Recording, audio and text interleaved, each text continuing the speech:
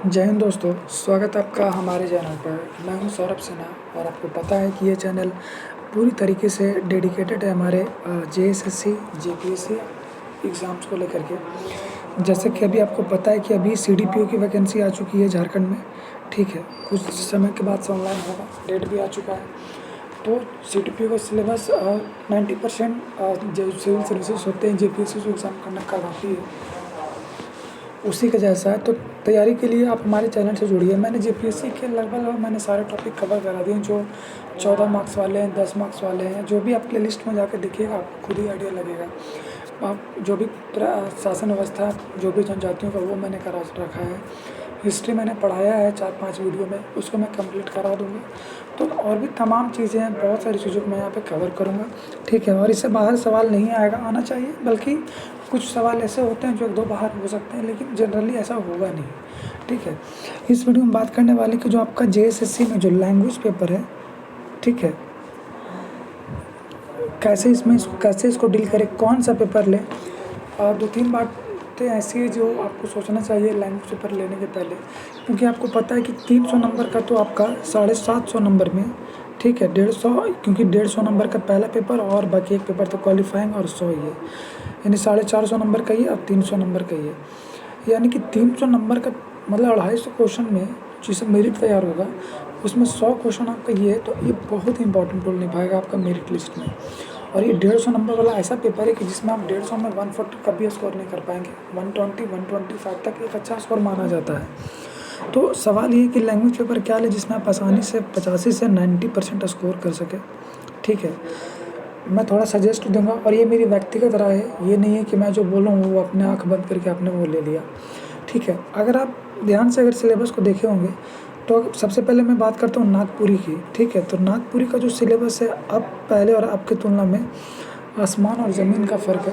पहली बात तो ये है, जितना आपको नागपुरी में पढ़ना है, लगभग अगर हो सकता है चैप्टर कुछ कम ज़्यादा हों, लेकिन अगर पेजेस को अगर हिसाब से काउंट किया जाए कितने पेजेस इसमें पढ़ना उसमें पढ़ना, तो आपका नागपुरी और खोटा दोनों क्या हो जाएगा, बराबर ही है।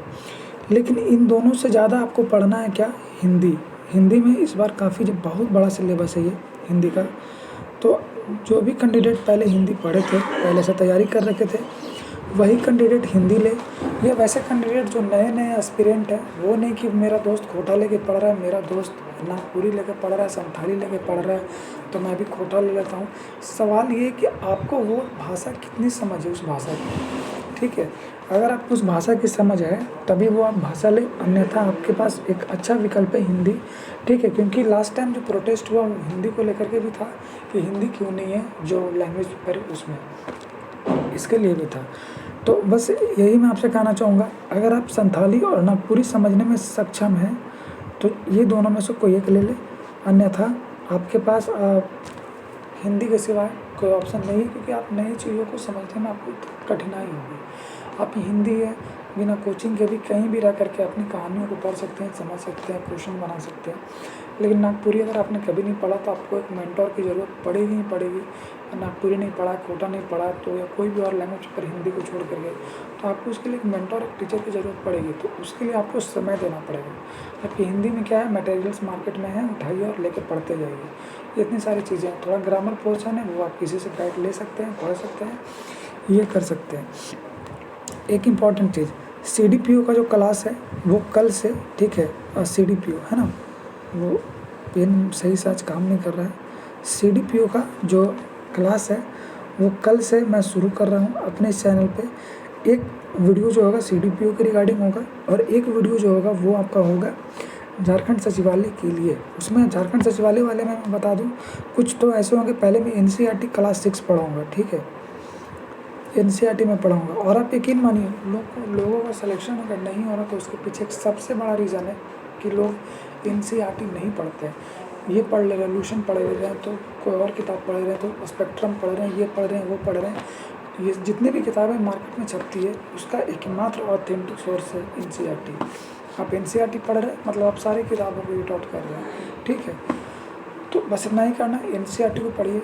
जो भी थोड़ी भी आपकी सिलेक्शन में कुछ मार्क्स रह जा रहे हैं वो एनसीईआरटी आपको पूरा कर देगा। तो एनसीईआरटी मस्ट है पढ़ना। 100% मेरा अनुभव है कि एनसीईआरटी पढ़ के मैंने काफ़ी सारे एग्ज़ाम्स निकाल लिए। ठीक है, तो एनसीईआरटी पढ़ना ज़रूरी है। ठीक है, और सबसे इम्पॉर्टेंट ये कि अगर आप मेंस बनाएंगे तो जब नोट्स बनाते हैं ना एनसीईआरटी को, तो मेंस में आपको काम आएगा। मैंने कई बार बीपीएससी मेंस लिख रखा है, तो मेरा अनुभव है कि एनसीईआरटी उससे एक मतलब ऑथेंटिक डाटा के लिए आपको एनसीईआरटी पढ़ना होगा। बाकी मिलते हैं अगले वीडियो में क्लास के साथ में। जय हिंद, जय भारत।